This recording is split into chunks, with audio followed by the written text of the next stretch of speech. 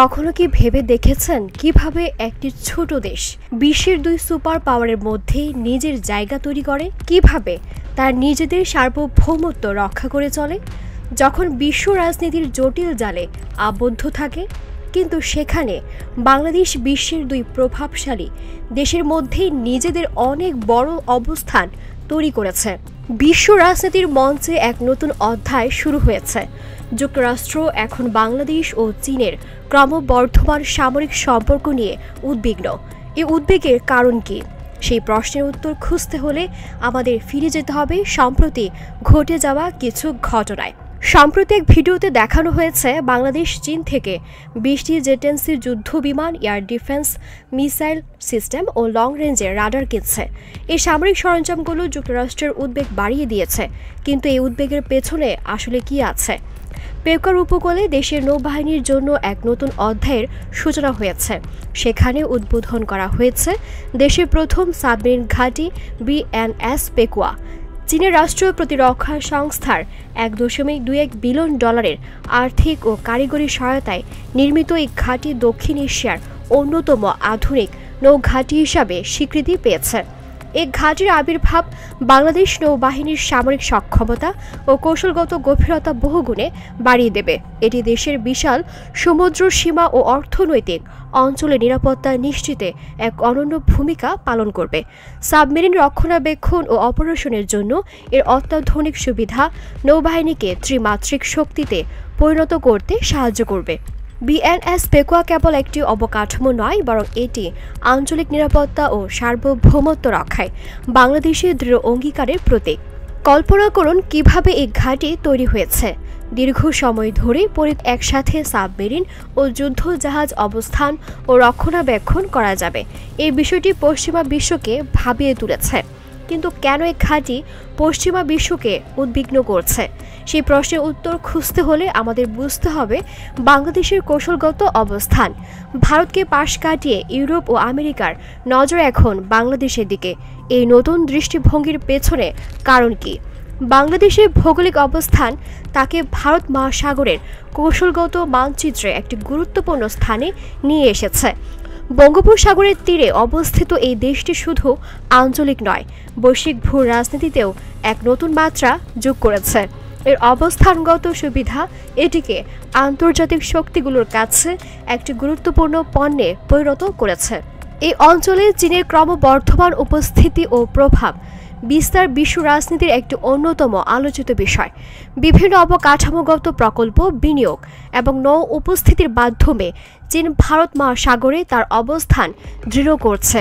এই পরিস্থিতি মার্কিন যুক্তরাষ্ট্র ও তার মিত্রদের মধ্যে উদ্বেগের সৃষ্টি করেছে, কারণ তারা এটিকে নিজেদের প্রভাব খর্ব করার একটি চেষ্টা হিসেবে দেখছে। এই প্রেক্ষাপটে যুক্তরাষ্ট্র নতুন কৌশল নিয়েছে। চীনের প্রভাব মোকাবিলা এবং বাংলাদেশকে নিজেদের পক্ষে আকৃষ্ট করতে তারা এখন সাশ্রয়ী মূল্যের প্রতিরক্ষা সরঞ্জাম সরবরাহের আশ্বাস দিচ্ছে। এটি কেবল একটি সামরিক সহায়তা নয়, বরং একটি কূটনৈতিক পদক্ষেপ যার লক্ষ্য হলো এই গুরুত্বপূর্ণ অঞ্চলে নিজেদের অংশীদারিত্ব শক্তিশালী করা এবং চীনের একচেটিয়া আধিপত্য রোধ করা। কিন্তু এই সহায়তা কতটা কার্যকর? যুক্তরাষ্ট্র থেকে সমরাস্ত্র হিসেবে কেনার মতো বাংলাদেশের জন্য সেরকম কিছুই নেই। অনেকেই F-16 বা F-18 হর্নেটের কথা বলতে পারেন, কিন্তু এসবের সাথে শর্ত জুড়ে দেওয়া হবে যা আদতে কাজে আসবে না। যুক্তরাষ্ট্র থেকে সমরাস্ত্র হিসাবে বাংলাদেশকে সীমাবদ্ধ থাকতে হবে UH-60 ব্ল্যাক হোয়াক, CO-30 ড্রোন ও সাজোয়াজান সরঞ্জামের মধ্যে। এই সীমাবদ্ধতা বাংলাদেশের জন্য কতটা গ্রহণযোগ্য? এখানেই শুরু হয় বাংলাদেশের কূটনৈতিক দক্ষতার প্রকাশ। তারা বুঝতে পেরেছে আপাতত এই শর্তহীন খুচরা সমরাস্ত্র কিনে আমেরিকার মুখ বন্ধ করা যেতে পারে, আর এই সরঞ্জামগুলো তাদের সামরিক বাহিনীর জন্য খুবই প্রয়োজনীয়। এই কৌশলটি মনে করিয়ে দেয় ডার্কনেস বিফোর দ্য লাইট থিমটি। যেমন অন্ধকারের পরে আলো আসে, তেমনি এই কূটনৈতিক জটিলতার মধ্যেও বাংলাদেশ নিজের পথ খুঁজে নিচ্ছে।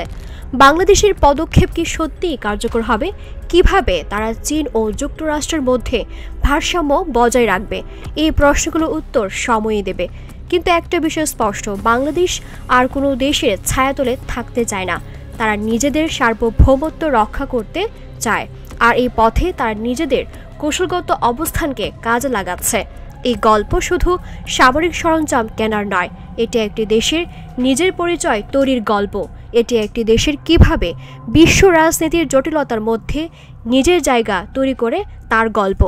টার্নিং পয়েন্ট উইথ ফিকশন কথাটি যেন বাংলাদেশের বর্তমান কূটনৈতিক ও কৌশলগত পদক্ষেপের জন্যই উদ্ভাসিত হয়েছে। যেমন কোনো উপন্যাসের চরিত্রের ভাগ্য এক মুহূর্তে পাল্টে যায়, তেমনি বাংলাদেশের পদক্ষেপ তার ভবিষ্যৎ পথ চলার দিক নির্দেশনা বদলে দেওয়ার সম্ভাবনা রাখে। সময়ই বলে দেবে এই নতুন কৌশল কতটা সফল হয়, কিন্তু এর মূলে থাকা বার্তাটি অত্যন্ত স্পষ্ট ও দৃঢ়। বাংলাদেশ আর কোনো দেশের পুতুল হয়ে থাকতে চায় না। দেশটি এখন নিজেদের সার্বভৌমত্ব রক্ষা করে স্বাধীনভাবে সিদ্ধান্ত নিতে চায় এবং নিজস্ব পথে চলতে চায়। দীর্ঘদিনের অনিশ্চয়তা ও বড় শক্তিগুলোর ছায়াতলে থাকার পরিস্থিতি থেকে বেরিয়ে এসে বাংলাদেশ এখন নিজের অস্তিত্বকে নতুনভাবে উপস্থাপন করছে। বিশ্বের দুই সুপার পাওয়ারের মধ্যে নিজেদের জায়গা তৈরি করার এই প্রচেষ্টা যে কতটা জটিল তা বোঝা যায়। তারা কোনো এক পক্ষে না গিয়ে বরং নিজেদের স্বার্থ রক্ষায় একটি ভারসাম্যমূলক ভূমিকা পালন করছে। এই গল্প আর কেবল বাংলাদেশের সীমানায় সীমাবদ্ধ নয়, এটি বিশ্বের সব ছোট ও মাঝারি দেশের জন্য এক অনুপ্রেরণার বার্তা বহন করে।